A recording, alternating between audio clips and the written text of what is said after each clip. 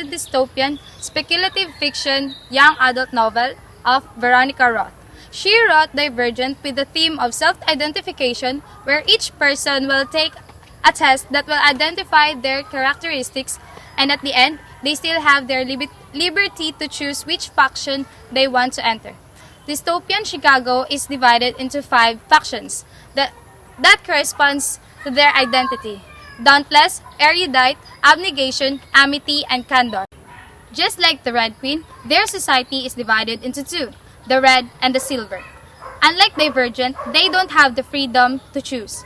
Red belong to the low class, and they don't have the right to oppose the silvers, since the silvers are the ones to be followed. Dauntless values bravery, where people in this faction are fearless and they serve as a soldier of all factions. Erudite values knowledge. People in erudite should possess the characteristic of being smart. In this faction, it is where the innovation of technologies came from.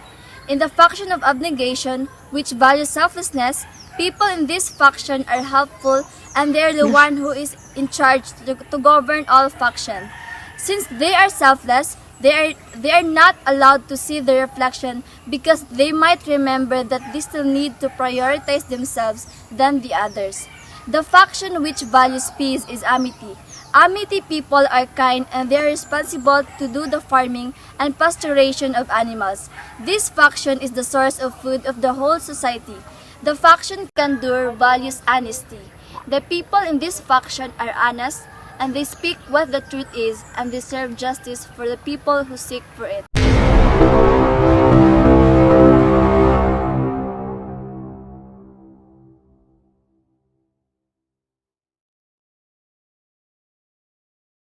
Chapters prior, the protagonist take tests that will tell them which faction they belong. The result of test shows the different character, which is dauntless, abnegation, and erudite, and this means that she is divergent. During the ceremony, when they are going to choose what faction they want, Beatrice chose dauntless, and dauntless, Beatrice changed her name to Tris because she felt it will allow her to start over. She met new friends Christina, Al, and Will, while Peter, Drew, and Molly became her enemy. To be able for them to become a certified dauntless member, they need to surpass the 3 stages. Trish surpassed the first stage. Natalie, Trish's mother, said that there is suspicious amount about the dauntless compound, which led Trish to believe that her mother was former dauntless. Knew that abnegation prohibited to enter erudite after visiting her brother Caleb. As the stages 2 and 3 is about to begin, Trish started to come into her own in dauntless. As the day goes by, tension is brewing between the 2 factions, negation and erudite. Erudite attacks continuously to abnegation. At the end of stage 2, she ranked number 1 and that makes Drew and Peter attacked her together with Al. 4 rescued her before they killed her after saving Trish. 4 revealed his true identity to Trish, that he is Tobias Eton, the son of abusive abnegation counsel Marcos, and they officially admitted that they have intimate feelings mutually.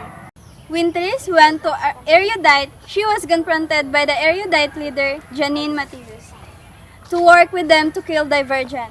When Trish returned to Dauntless, 4 warned her that erudites planned to begin a war against abnegation.